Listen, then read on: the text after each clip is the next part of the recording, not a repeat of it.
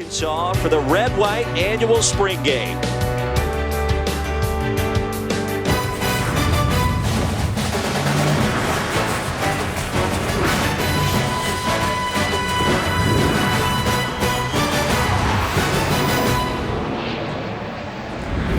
.71 degrees, beautiful conditions for college football. And you're watching the SEC on ESPN. Inside Reynolds Razorback Stadium, the annual red-white spring football contest as Arkansas, year 2 under Chad Morris, gets set to begin its 2019 campaign. Well, great to have you with us alongside of Kelly Stauffer. I am Roy Philpott. Coming up shortly, we'll be joined by Tara Talmadge down on the sidelines. Hope springs eternal in April, and here we are, year 2 under Chad Morris. A lot of reason for optimism. And the optimism starts that it's not year 1 anymore. Right. 2-10 overall, 0-8 for the conference, but I think they legitimately feel they've covered some ground. We'll see what happens here today. Well, a lot of optimism surrounding the quarterback position. Several new faces, including the SMU transfer, Ben Hicks. This has a chance to be a perfect reunion. Ben Hicks played really well under Chad Morris and Joe Craddock at SMU. 2 really, really good years. A total of about 6,500 yards, 52 touchdown passes, and the interceptions were trending the right direction. And obviously, Chad Morris and company come here, and Sonny Dykes took over at SMU, and it wasn't a good fit for Ben Hicks. But Ben came back well at the end of last season, and this is what I saw at practice, and this means more than all the other stats we just said. He believes he's the guy. There's swagger back at the quarterback position that Arkansas desperately needs. And we think that could make a big difference in 2019. On the defensive side of the ball, Sosa, a game is back, his senior campaign, and he's moved inside permanently for the first time. Yeah, Sosa is really projected to be a defensive tackle inside at the NFL level, and I think that was somewhat part of the agreement that brought Sosa back. He could play exclusively inside, work on an inside pass rush, which you, by the way, get paid quite a bit to do at the next level, and he's had a tremendous spring. And the other thing is he's become a better leader. The defensive line room has gotten younger. They have experience up front, but they're young after that. They need leadership, and Sosa is that. Well, beautiful day for college football. Looks like the rain is going to hold off for a couple of hours. That's the good news as Chad Morris begins his second season here in Fayetteville. Tara Talmadge has the head ball coach. A coach looking to end spring on a high note. What do you want to see out of your team today? Just a lot. Just really kind of getting after each other like we have all spring long.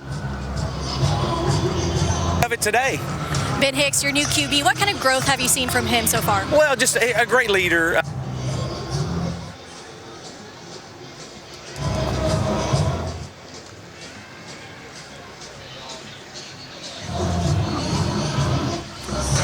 Well, we apologize for the technical difficulties with Chad Morris. We'll get Coach a couple of more times in our broadcasts.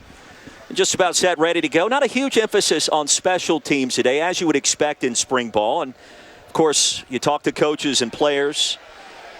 You just want to stay healthy this time of year. Scoring rules look like this as well. Touchdown counts for 6 points, Kelly. We're aware of that. The defense has to be able to score, too. Even as a former quarterback, you understand that, right? A turnover or a fourth down stop counts as 3 points, so on and so forth. When offensive play caller Joe Craddock and Chad Morris, of course, were down there. Wide receivers coach Justin Stepp.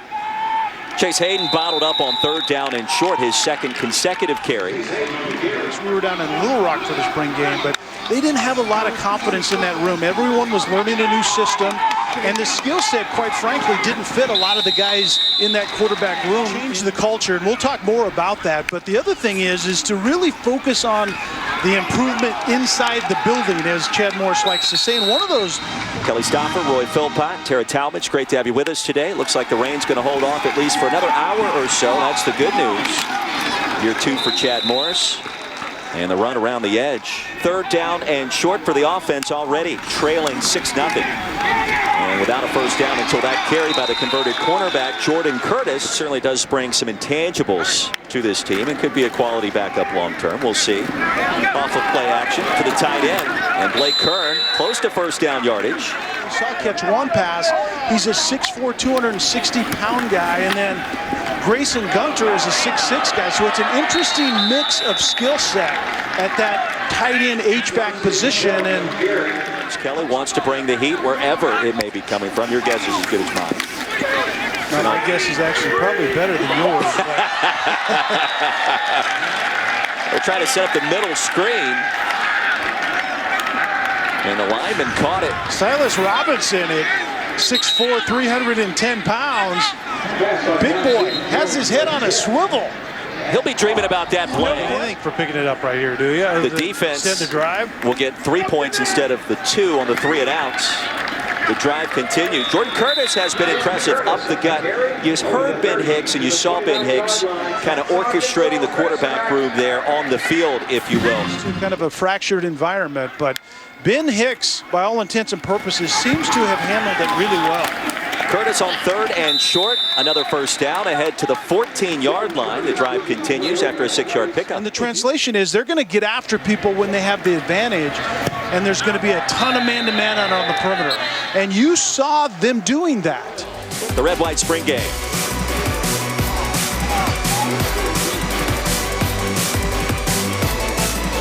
That's what the belt was, and the defense absolutely dominated that, but you would expect it. The offense was trying some new things, a lot of new bodies, new quarterback.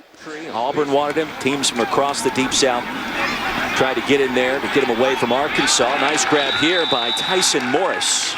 Call me crazy. You're talking about a move that maybe Aaron Donald. I've seen you execute that double swipe. Pass right into traffic is batted down. The offensive lineman's hands off of you if you're a rusher.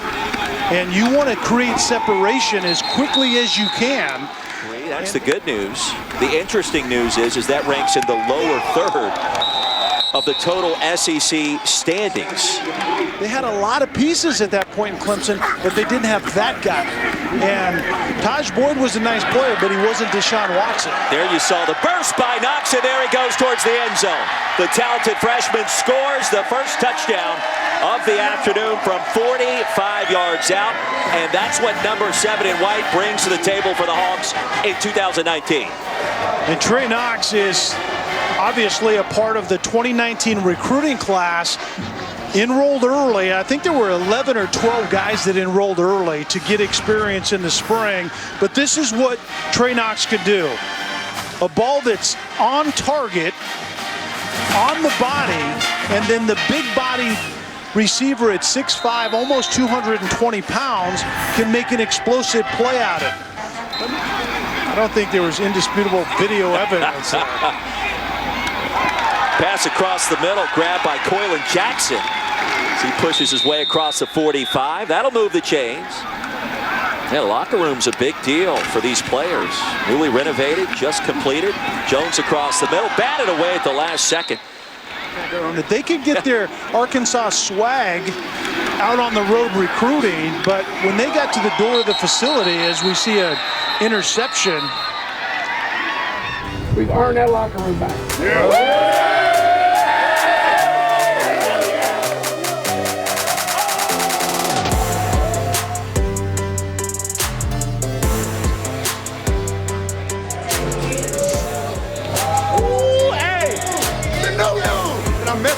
Like they did a season ago, so that's always fun to watch. But Jimbo Fisher's done a remarkable job in transforming Texas A&M, and I think the one common theme we heard from this staff this week, down to the Metroplex, it really turned a lot of heads, and I think for this program this year, there's going to be multiple opportunities for that kind of win given the schedule and how tough it is. Now makes more sense to us because we just saw it happen on the field, and that's what has to happen. To Whaley. A nice-looking wheel route out of the backfield. Pushed out near the 30-yard line and a quality gain, and good to see Whaley healthy. And Ben Hicks does a great job of really just diagnosing quickly and getting rid of the football. A guy like Ben Hicks can make his offensive line better quickly because of making this drive. At SMU, it took about a year and a half to find that rhythm. At Clemson, it came more right out of the gate as Whaley scores right out of the gate here on that play. The more they can find that groove, and when they start running plays at a faster pace. Going, and Whaley gets into the end zone right here.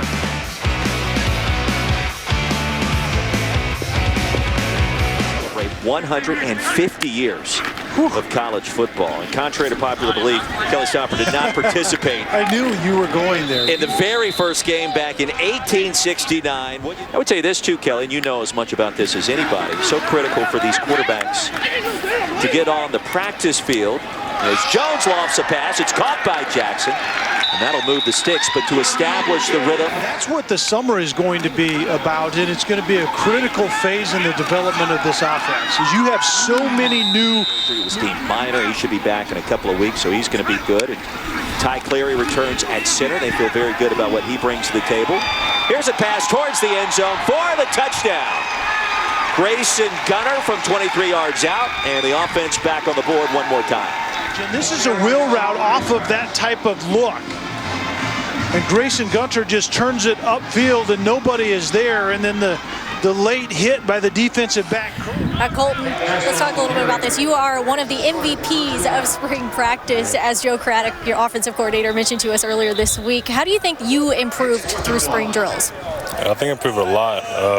Just going back and watching myself from last year and basically just being my own biggest critic and taking advice from older guys before me and advice from the coach and just working on those every day, trying to perfect my craft. What do you think Ben Hicks has been able to accomplish so far as a quarterback for you guys? A lot.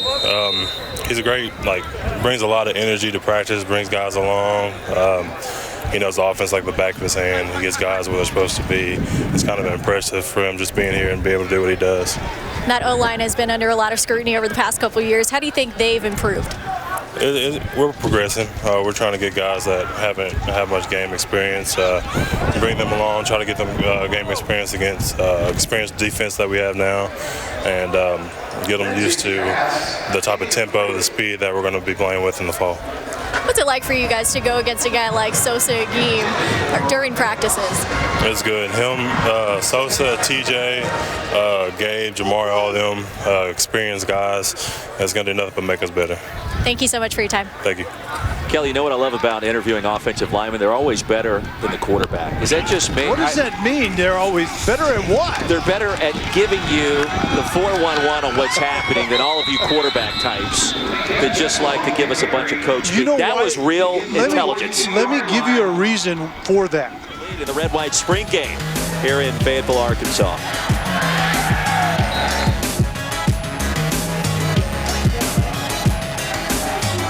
Scooter Harris is joining me right now. Not able to play today. You had some surgery on your foot. How is your recovery coming along so far? I'm about 3 weeks into my recovery. It's been going well so far. Last week I got my stitches out, so I've been able to, walk around a little without the boot and do some treatments and better my rehab. And the MRIs and the X-ray look good after the surgery. So. Well, some of these other younger guys have been stepping in for you in your place right now. How have they been coming along so far? It's been going real good. Granted, most of the experience in there with playing, I feel like they held their own weight this spring. In the back end behind them, like Gio, Giovanni LaFrance, Dion Edwards, and Andrew Parker, some of those guys took a big step. So, just getting back with those guys in the summertime and carrying over the fall camp is going to benefit our defense and help this team. Well, the defense has done pretty well today. What have you seen from them? I've seen a lot. Most of the guys in the ones that I've seen all spring who has most experience. But I'm really impressed with the guys in the back end who haven't played. Most of the younger guys, and I seen Devin Bush catch an interception earlier. So. Well, thank you for your time. No problem. And don't be surprised if Kyler Murray ends up there. I would agree with that assessment. Hyatt unloads deep, pass is caught. Shamar Nash, another freshman wide receiver. Justin Stepp telling us this week is going to be a good player. The wide receivers coach here at Arkansas. Nice catch in the breeze here. Shamar Nash does a great job of getting off the line of scrimmage, and Hyatt pushes the ball down the field. That was one at the line of scrimmage. You can see the separation there, but 6 time winding down here in our fourth quarter, the red-white spring game. Been a fun afternoon as you would expect. Sally up the middle for the touchdown and the high step to boot. So Jackson Sally from 13 yards out. So today was about the defense continuing really the theme all throughout spring. But the offense had some moments, and the big moment was Trey Knox. And Trey Knox has to have a bunch of moments come the fall. He has to be one of those contributors, and that's really what we saw play out today. And I think Ben Hicks looked like the guy. He's out there. I think Chad Morris and Joe Craddock want him to be the guy, and the only thing that will prevent him from being under center or actually in shotgun taking the first snap is Nick Starkel, who gets here in the summertime. Yeah, I'm not sure we're going to see a single snap under center in this offense this coming fall, No. but out of the shotgun is precisely correct, and I would agree with that assessment. Hicks is the starter unless Starkel can do something to unseat him or injuries take place this summer, and you hope that doesn't happen. I like the fact he brings a little swagger to the position. I like the fact he is a coach on the field. That's important. He understands the terminology and where to go with the football under duress, whereas a season ago, Cole Kelly, Ty Story, and others perhaps not as crafty in that department. And one more time, you take a look at the schedule. Portland State, the season opener, and then the conference opener at Ole Miss, which we have deemed that one extremely interesting this year. Yeah, if this team is improved, they will have a chance to beat Ole Miss on the road. If this team doesn't show that they're an improved club over a year ago, then they don't win that game, and they hope they can beat Colorado State and San Jose State to keep a good taste in their mouth. And it's all about confidence early, Roy. You talked about it. In this game, this team needs something to hang their hat on early in the season, and then you never know what's going to happen late. Well, Chad Morris talking things over with his team as they get set for a very important offseason in his second campaign here in Fayetteville. So change the culture. They're in the process of doing that. How do we do it and why do we do it? And then believe in it and be consistent with it. And then it's about solidifying the quarterback room and then going from there. So it's offensive line improvement. Defense, I think it has a chance to win. And then can Ben Hicks be the guy that is more than just a stopgap, but a guy that can win football games for this club right now? He certainly was that player at SMU, orchestrating a big upset against a top 15 Houston team, which was undefeated at the time. That was a game that you called. So you know he's got the DNA to make it happen. It's a bigger stage now.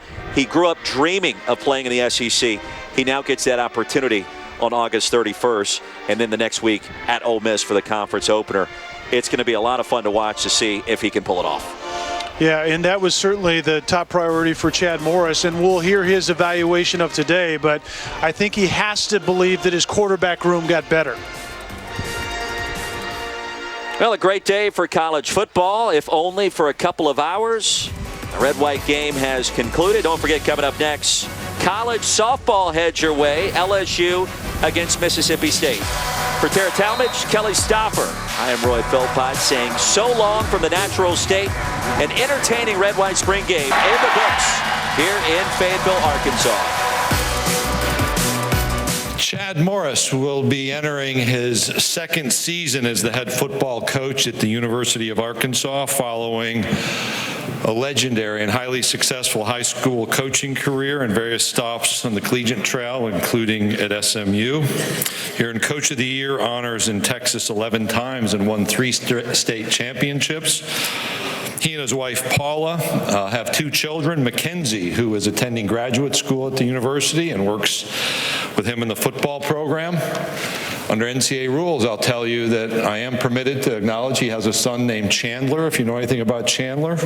And suffice it to say, he enjoys hunting and fishing with Chandler, which is permissible.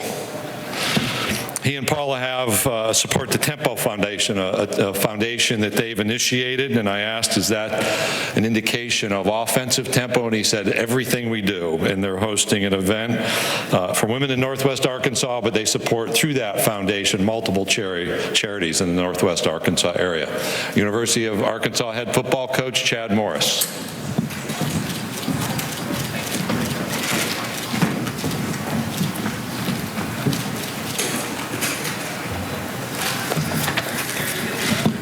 All right. Thank you, Commissioner Sankey, and thank you for what you do for our great conference and the vision that you set for all of us. Thank you all for coming out and covering the Hogs And the SEC, the greatest conference in college football, it's an honor and privilege to be the head football coach of the University of Arkansas. And a special thank you to our local and state media that traveled here to cover the Hogs, and we greatly appreciate the passion and the coverage that you give our fan base. Media Day always means one thing, and that's football season's on us. So we're excited about this opportunity. 235 days ago, we walked off the field and started year 2 journey. And we learned a lot last year. And most important, we learned that one play has no bearing on the next, and one season has no bearing on the next. Every play and every season has a life and a history of its own. And a true measure of someone and a staff, a group of young men that chose to come back when things go bad, a true measure is what their character is and how they respond. And it was hard. Last season was hard, and there's no doubt. But we learned a lot as a staff, we learned a lot as players, and we responded. And as a head football coach, that's what you ask, is how do you respond? When things go tough, how do you respond? Our staff responded by putting together one of the top recruiting classes in the history of our school. Our players have responded by continuing to be developed by our staff and our strength staff and Trumaine Carroll, led by Trumaine Carroll, which continues to do a great job of establishing our culture and what we stand for and our core values when our coaches are out of the office. Being able to reconnect our current players this past year with our former players and has been critical, allowing our doors to open to all our former players to come in and interact and to fellowship and to share experiences of being a student athlete at the University of Arkansas. And to share that the impact that we all have on every household in our great state. Hunter Yurachek joined me as the Director of Athletics one day before I got there, in December the 5th, I believe, and he brought in a One Arkansas. And let me tell you, we have some of the greatest fans in college football that are deserving of a great football program. And it's important that we unite and lock arms in becoming One Arkansas. Now, I think when you see the 3 players that I brought today off of our football team, they represent that everything that college football is about. They also have an edge and a drive to raise the competitive standard in our program. They're great players, but more importantly, they're even better students and men. And I know you'll enjoy your time with them today. McTelvin Sosa Hakeem, a graduate, a 4.0 student last semester, defensive tackle from Texarkana. Scooter Harris, linebacker, will graduate in December from New Orleans. Devil Whaley, a senior running back that will also graduate in December from Beaumont. And the best thing about these guys is though they're some of the best players on our team, they pride themselves in being the best players for our team. And they represent what we want our culture to be about. And when you take a head football coaching job, you know that establishing and enhancing a culture is your top priority. And it takes time, and it takes consistency, and there's a certain process to follow to develop the results that you're looking for. You can look at examples of guys that I've worked for, Coach Sweeney. You look at guys in this league of Dan Mullen and Mark Stoops. They didn't happen overnight. The process is going from being a coach-fed team to a player-led culture follows 3 steps that we always talk about. So I know it, I do it, and I own it. And my focus as a head football coach at the University of Arkansas is about building a program that's a consistent winner. Year in and year out, we want to compete for championships. But to win championships first, you got to develop champions, and our staff is doing a tremendous job of doing that and recruiting that way and turning young men into champions. But it doesn't happen overnight. Our mission is to prepare young men for success both on and off the field for the rest of their life. And when I got in this business of changing lives and impacting lives through the game of football and winning football games, and that hasn't changed. We always have and will always develop young men in our program as people, as students, and then as players. That's our process for getting results. And we do that through our vision. And our vision is every. The word every. Every matters. Every rep, every day of those 235 days, that day one really does matter. What we did on that first day matters and what this year looks like. Everything matters and everything counts. Offensively, our philosophy has not changed. We want to be fast-paced, hurry up, no-huddle football team, and we've made tremendous strides by developing our young men on our roster, by recruiting the way we recruited, and attracting the right transfers. We're excited about our quarterback battle that we have with the addition of Ben Hicks and Nick Starkel, and the ability to bring Ben in January and watch the development of John Stephen Jones through the spring and the valuable reps that he got. It'll be an interesting battle as we go into fall camp. Running back, Devwall Whaley is here today. Rakeem Boyd, one of the top returners in our league, is healthy. Chase Hayden. This is an area that we have some depth and we have experience at. Offensive line is an area that we have to improve. We knew that. We played with 8 scholarship offensive linemen the entire year last year. A lot of cross-training took place. So we knew that this had to be a focus going into year 2, and how we developed and how we recruited, and bringing in 6, signing 6 offensive linemen and expecting some of those guys to contribute. Myron Cunningham being one of them, a junior college guy that we brought in. Wide receiver was an area that we thought we had to get bigger, we had to get faster, and unite that combination with the guys that we have on our roster to help us create our speed that we need to compete in this league. At tight end, C.J. O'Grady, which has a chance to be one of the best in the country. He's one of the top playmakers returning from last year. Excited about him. Defensively, with Coach Chavis at the helm for year 2, our defense is built on speed and stopping the run. And in understanding this, the line of scrimmage league, we too signed 7 defensive linemen to add to an already experienced group. And I feel like that we have the pieces in place year 2 defensively to continue to show improvements as we move into this season. Defensive line, you'll meet Sosa, T.J. Smith, a phenomenal leader, a senior, graduate, Dorian Gerald, Gabe Richardson, Jamario Bell, Jonathan Marshall. These are all guys that have played and have a lot of reps underneath their belt. And it's time to take that next step forward in this program, as well as bringing in the freshman D lineman that we brought in that we're excited about. Secondary brings Cam Curl as a leader for us, and Joe Fouché. I'm excited about Joe. Joe is a young man that played a lot last year as a true freshman. His experience with Cam Curl's leadership should make the back end better. We've got to continue to develop the guys up front. I know we played a lot of young guys at the corner, and when you play young guys, mistakes happen. They made some mistakes last year, as we all did, but how we responded is the only thing that matters, and these guys have done a really good job responding this spring. Linebacker Scooter Harris leads the SEC in tackles last year, a phenomenal person, a great leader, as I talked earlier.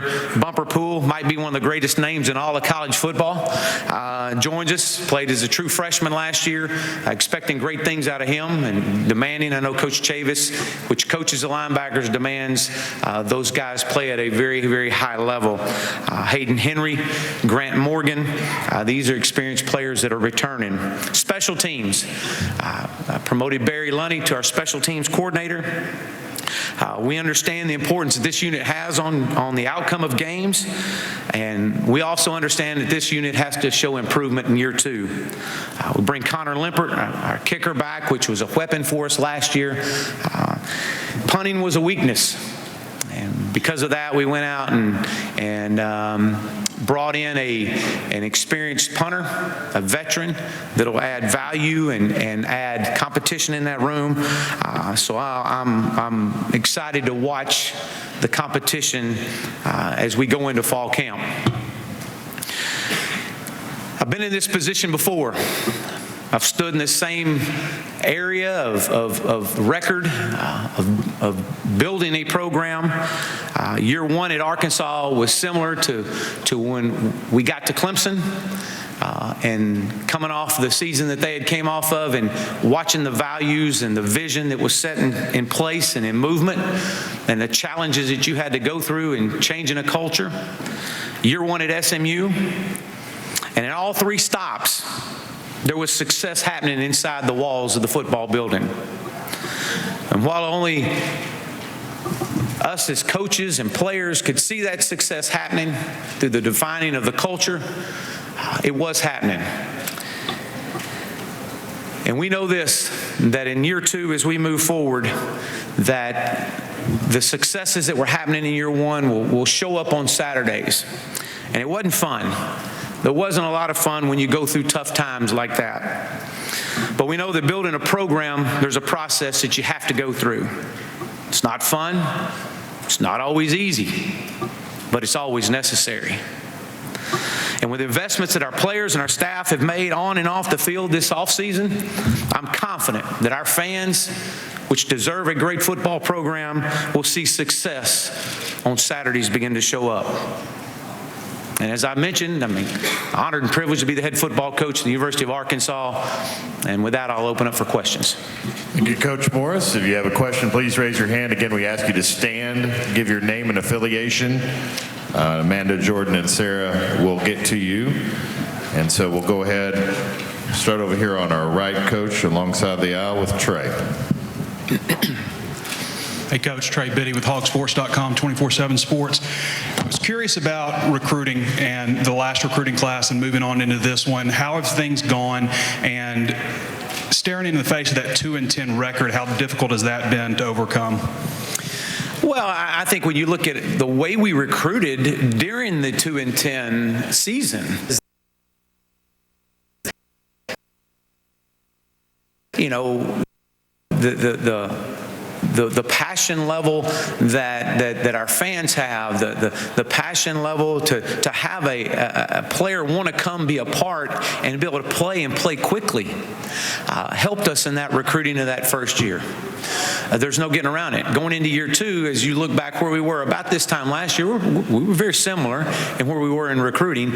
Going into year two and to see the successes that will come in year two, I'm excited about how we're going to recruit and the way we are. We're off to a great start right now, and I think that our goal is as a staff is to continue to be consistent in the way we recruit.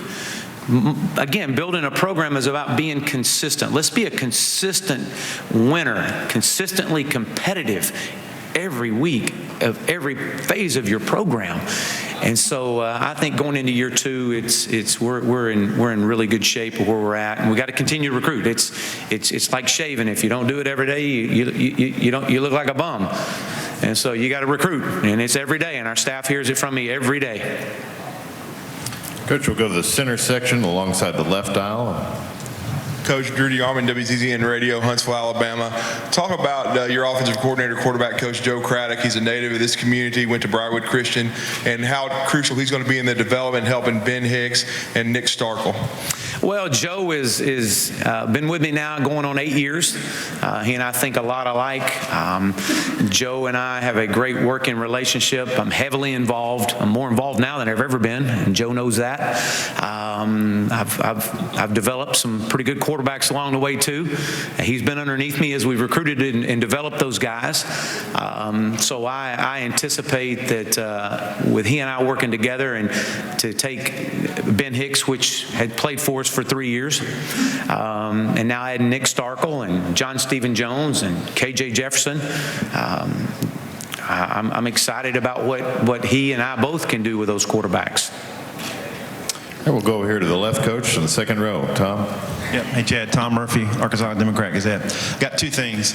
One, your expectations for W's on Saturday. I think the players upstairs were saying about making the postseason. Is that a reasonable expectation for improvement this year? And part two, the lessons, you talked about lessons in year one that you learned. What were your biggest takeaways from what SEC football is about from being in the middle of it now? Yeah, I think when you look at expectations for year two and wins and losses, and I'm not going to put a number on it, but I know as inside our program and talking to our seniors and our leaders, and they want to leave their legacy.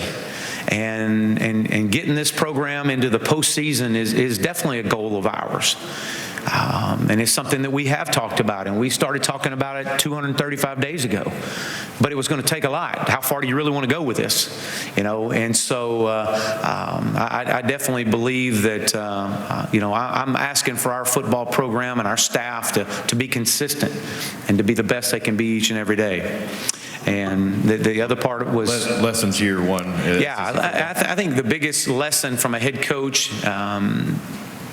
that I learned is, and I knew it going in, I knew the challenges that this league brings each and every week, but it's a line of scrimmage league. And if you don't have the depth in the offense and defensive lines to sustain and be a consistent competitor, it's difficult. And so that's why we went out and recruited like we did in those two areas. Coach, will go all the way in the back in the center section. Hey, Chad. Brooks Cabina from The Advocate. You mentioned in your opening remarks about building the team through recruiting and transfers. I mean, with the new transfer portal, how have you approached that in building your team for this year? Well, I think, guys have always been able to transfer. And now it's just called a transfer portal. And guys are into it. I remember one of our players that had graduated several years ago came back to me and said, man, I want to try to create a database, coach, that when people transfer, that you would know where to look if you were a head coach. And this was many years ago. We were talking about this. Wow, because you in the past you used to hear transfers, but you never knew it, or knew there wasn't a pool. Well, now there is. And so what that has done is allowed our staff, as we build our staff, and in our recruiting department, we've got a portion of our recruiting department that does. We were active in the transfer portal. And I think it gives the student athletes opportunities, which is great. And it gives our staff and our people to build programs opportunities, which is great. And so we've got an area assigned in our recruiting department that combs through the transfer portal. It's just unfortunate that there's more people in the transfer portal than there's actually scholarships out there. So you try to educate your players before they want to go into that transfer portal. This is what takes place. Coach, we'll go over here on our left alongside the aisle. Hey, Chad. Tyler Janice, being Arkansas. Do you have a designated date on when you plan on announcing the starting quarterback? And if so, what is that date? Yeah, I don't have a date set. That this is the actual date we're going to name it, because I don't know how camp's going to go.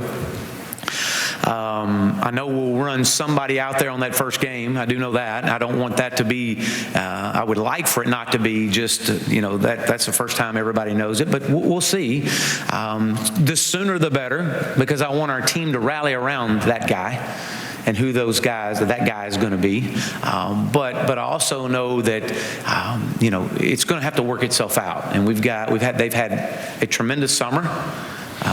The leadership from all that group has definitely impacted our program, and talking to our defensive guys in particular, because I always ask them about what does it look like from that side of the ball, and talking about the leadership of Ben, the leadership of Nick. Nick played in this league. Nick's won in this league.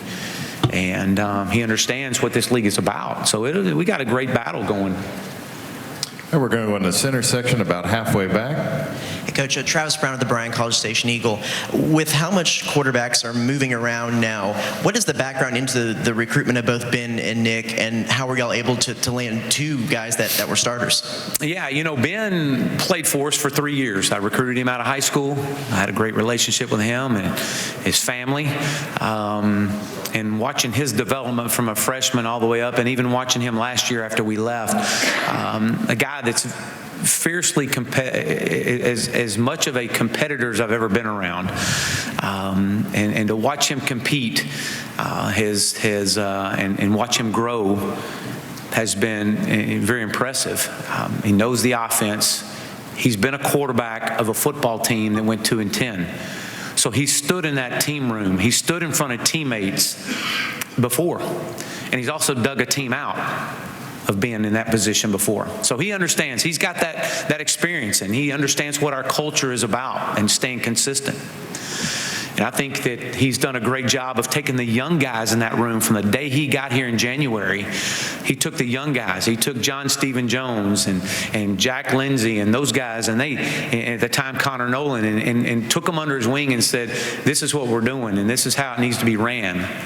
And you would see those guys up there, and he'd bring the receivers up on weekends and work with them and bring the quarterbacks in. So his leadership has been valuable.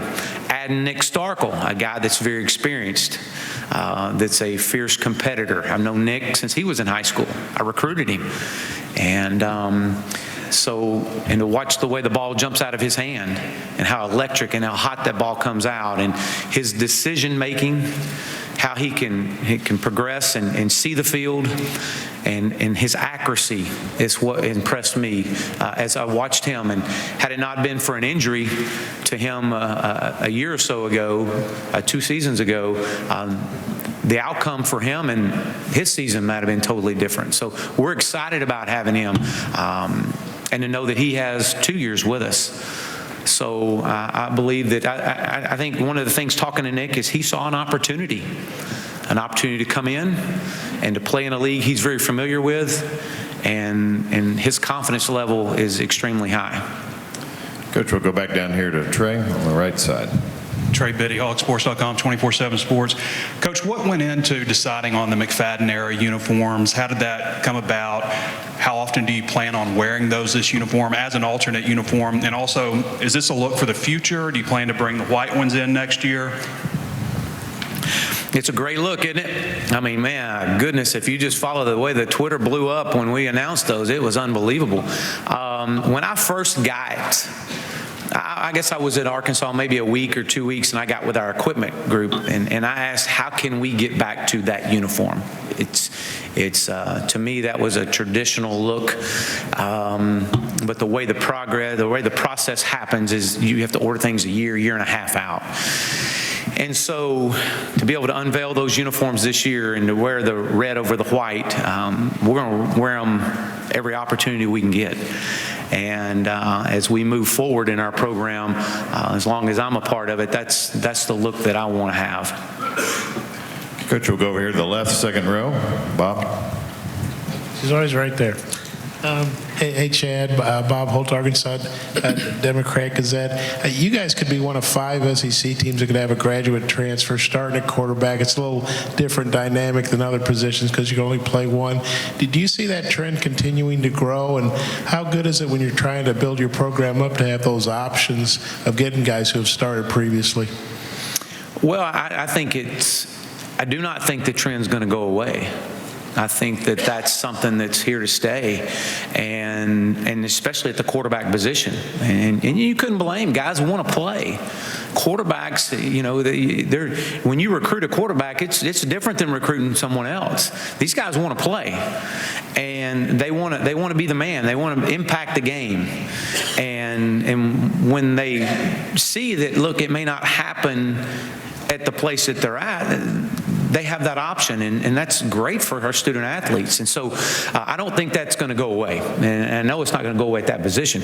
But I also believe that as you recruit and as you sign classes, that there will always be that tendency to make sure you've got spots available for guys that may come into your program through the transfer market. We're going to go all the way to the back of the room here in the center section. Hey, Chad, Brooks again from the Advocate in Baton Rouge. You mentioned your time at Clemson and SMU, talking about year two, that you've been through something like this before.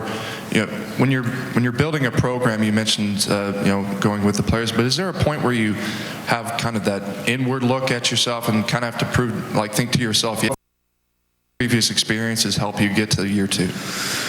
Yeah, as you go through it and you're living the moment, you reflect back on your experiences and what got you through those tough times.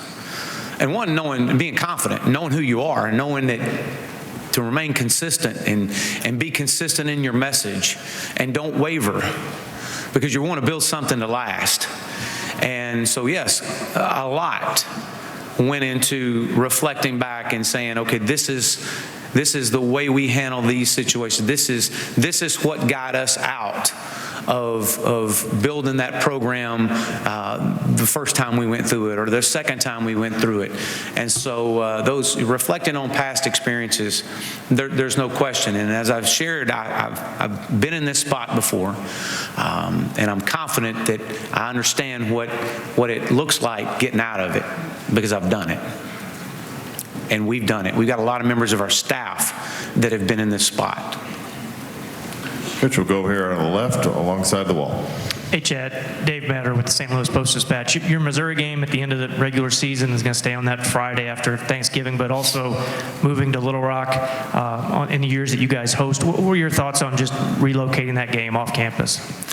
Will be a great environment in Little Rock on Thanksgiving weekend. That'll be a lot of fun that weekend. And I know when we went down there and played in Little Rock this past year, it was a driving rainstorm and cold, and the environment was unbelievable. So when that opportunity gets here, we'll be excited about it. But we got a lot of work to do between now and then. Coach, we'll stay over here on the same side, third row, David. Hey, Coach, David Basil with 103.7 The Buzz and KTV. What's your philosophy behind moving to grass field? I don't know if that was something that from, going back to your coaching days in high school or Clemson, just your thought on changing back to grass. Well, you're in the natural state. And, I'm a big runner, and I love to jog. And to jog by our practice fields and jog by our baseball field and our soccer stadium and our softball field, and you see just how immaculate a grass field looks, and the way our grounds crew does such a tremendous job, and then knowing that, man, football, there's nothing better than a freshly cut grass field on a Saturday afternoon. It's painted up, it's got a pop to it, it's got a smell to it. Again, that's just it's football in its natural state. Coach, we'll take one final question. Over here again, Trey. Trey Biddy, hogsports.com, 24/7 Sports. I wanted to talk to you about C.J. O'Grady. Started off the season last year, suspended 2 games, didn't catch his first pass till 5 games in, I think, but has a lot of talent. Where has he been this offseason? Is he going to realize his full potential? And also Hudson Henry coming up. What could his impact be in a position that you've described as the second hardest position to learn on offense? Well, let's start with CJ first, a guy that has talent, just oozing all over him. A guy that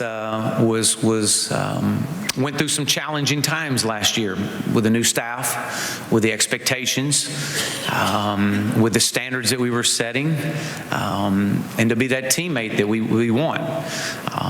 And when you saw him begin to buy in, and you saw what he can be, and there's no doubt that he can be one of the best in the country at tight end, and he's the top playmaker we got coming back for us. He's extremely talented. It's just how good does he want to be? And so that's been our challenge to him this offseason. And motivating him and pushing him and driving him, and not just us, but his teammates. Again, we've gone to a much a player-led football team. I've seen our players really push him and motivate him in different areas, in different ways. Hudson Henry, a phenomenally talented young man that is going to play and is going to push and is going to be have a great career and a great future. So we'll see how his transformation into fall camp goes. But talking to our defensive secondary and going through their summer workouts and watching and listening to who's impacting on the offensive side of the ball, Hudson's name always comes up. Coach Morris, thank you for your time. Bet. Thank you. Go Hogs.